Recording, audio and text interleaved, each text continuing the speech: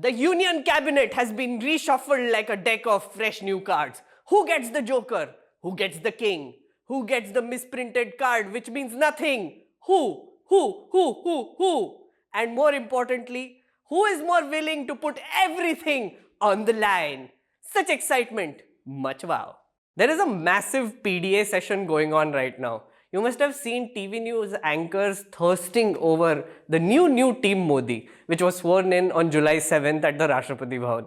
So I'm going to join in on the fun and give you a gist of the major changes, new and old people in charge of the gambling of the citizen lives, and a little bit about the composition of the cabinet too.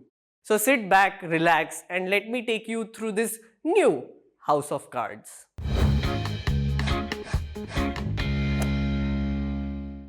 A total of 43 ministers took oath and 12 ministers were given the Tata bye-bye. First up, let's talk about the ministry that was supposed to handle the COVID-19 pandemic, but turns out the minister was busy doing this instead. Oh, Harshvardhan.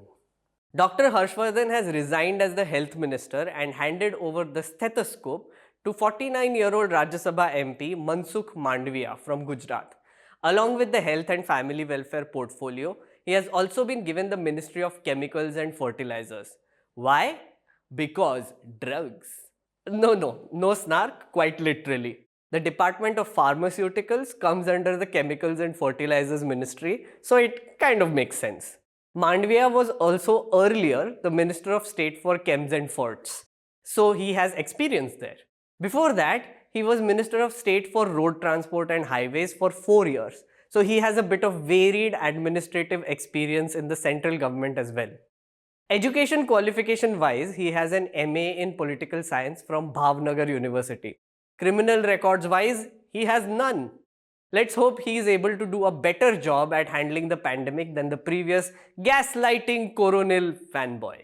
Next up, we need to talk about the rebel Maharaja of Gwalior, Jyotiraditya Scindia. In case you have forgotten, he was a part of the Congress earlier and switched over to the BJP in 2020. He sparked a fuse which ended up in the Madhya Pradesh government collapsing 15 months later. So now, I guess, he's being rewarded for it? I mean, who knows these things? Anyway, Scindia is 50 years old and is a Rajya Sabha member of parliament from Madhya Pradesh.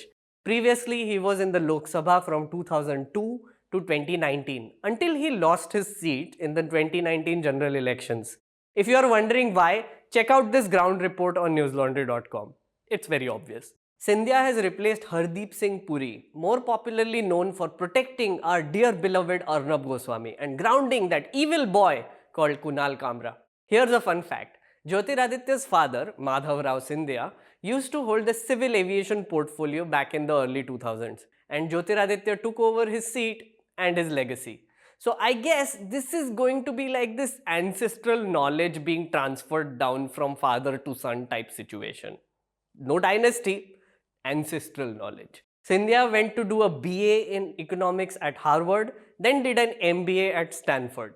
Experience-wise, he has held the portfolios of Minister of State for Communications and IT, then Commerce and Industry, then Power Minister, all during the Congress regime. What a comeback, right? Moving on, let's talk about Ashwini Vaishnav. He's a relatively unknown 50-year-old Rajya Sabha MP from Odisha. Vaishnav is taking over as the Minister of Railways and the Minister of Communications and Electronics and Information Technology. Ashwini is replacing Piyush Goyal as the Railways Minister and will now be putting out videos of trains with a rad electric guitar score.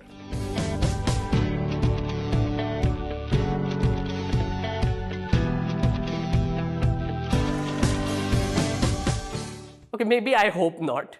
But thanks for that clip, Piyush Goyal. Your drone footage shall be missed.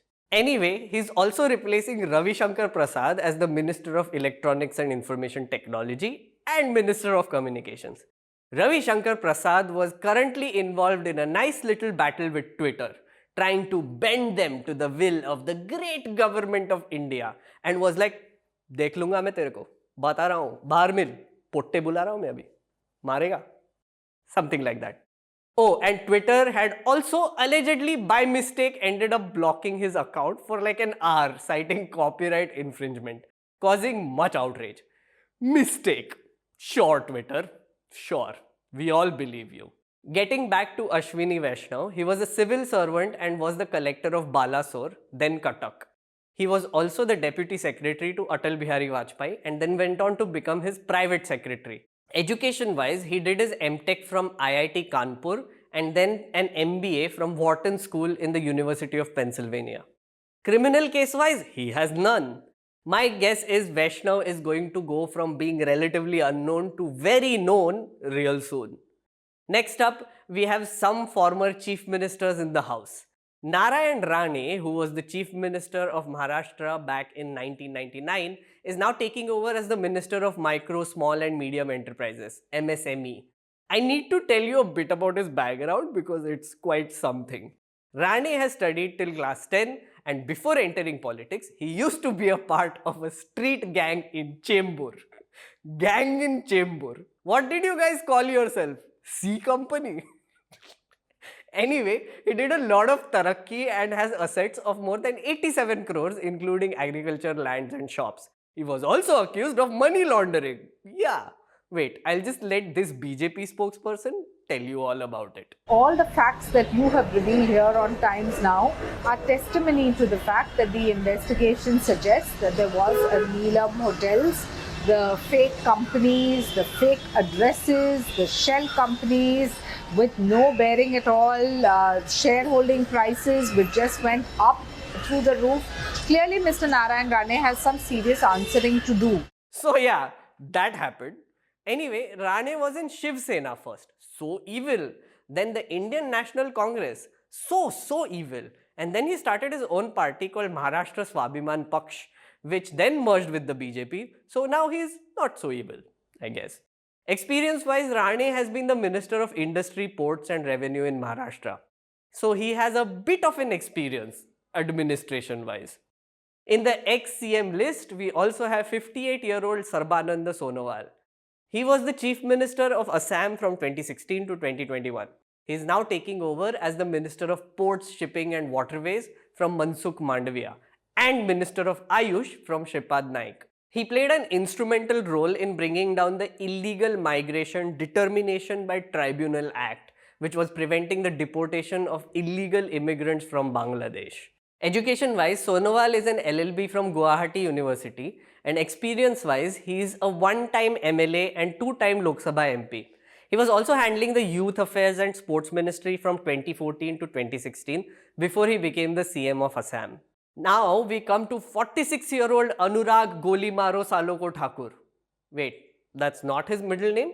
Sorry, but in case you have forgotten, he did do this. Anurag Singh Thakur has been appointed as the Minister of Information and Broadcasting. He is taking over from Prakash Javadekar.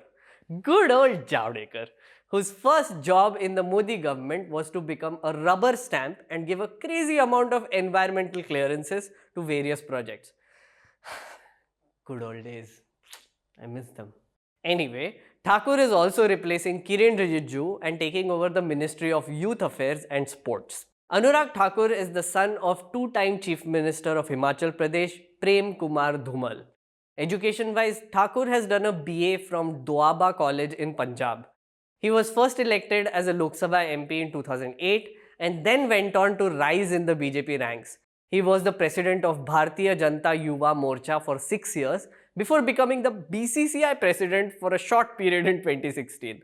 That's quite a dramatic jump from youth leader to running the biggest and richest cricketing organization in the world. But hey, anything is possible in New India. Anyway, he later went on to become the Minister of State for Finance and Corporate Affairs and was the chief translator for Nirmala Sitharaman during her COVID-19 press conferences. Okay, before I tell you about the general composition and stats of the cabinet, here are a few special mentions. 49-year-old Kiren Rijiju from Arunachal Pradesh is our new Minister of Law and Justice. Education-wise, he is a lawyer, and criminal case-wise, he has none. So yeah, fits, I guess. We also have 69-year-old Hardeep Singh Puri, who has a new assignment. He's taking over as the Minister of Petroleum and Natural Gas, that is in addition to his current charge of the Minister of Housing and Urban Affairs. And on the day of his appointment, fuel prices went bonkers. So best of luck, I guess. 52-year-old Bhupendra Yadav from Rajasthan is taking over as the Minister of Environment, Forest and Climate Change and Minister of Labour and Employment. Dharmendra Pradhan, the previous Petroleum Minister, is now taking over as the Minister of Education and Minister of Skill Development and Entrepreneurship. He is a Rajya Sabha member of Parliament from Madhya Pradesh. Oh yes, he is also the son of Debendra Pradhan, a former surface transport minister in the Vajpayee government. Thought I should just throw that one in just for funs. Oh yes, one last thing. There is a whole new ministry in town. It's called the Ministry of Cooperation. And it's apparently a visionary step by Shri Adarniya Modi ji. Yeah, okay. Okay, no, not that kind of cooperation, okay? Amit Shah is going to head this one and it's supposed to be providing more heft to the cooperative movement in the country. The mission statement says, quote, it will help deepen cooperatives as the true people-based movement reaching up to the grassroots. Right. So I have to say, this wasn't an exhaustive list I just told you. I'll leave a link below for you to check out the entire new cabinet. If you think I have missed out on anyone who you think is important and worth mentioning, don't get mad. Just leave a comment below. But please also include interesting stuff about them like educational qualifications, criminal cases, party switches, assets and previous life adventures, I guess. Go crazy. In the end, I'll now quickly run you through the composition of the cabinet. We have a total of 78 people in the Council of Ministers, 31 of whom are in the cabinet, 2 have ministries of independent charge and 1 is the Adarniya Shri Prime Minister / Pradhan Sevak. Yeah. Region-wise, we have a representation of 19 states in the new cabinet. Gender-wise, we have 11 women in the Council of Ministers, 2 of whom are in the cabinet. Oh, and we have 0 representation from the third gender. Thought that was worth mentioning. Maybe one day we will have something. Caste-wise, we have 12 ministers who are from scheduled caste, 8 from scheduled tribes and 27 from other backward castes. Religion-wise, 5 ministers represent minorities, 1 of them is Muslim. Right, so that, my friends, is a rundown of the new Team Modi. Now you know who to keep a watch on, who all to question and who to stalk on Twitter for some sweet train drone footage.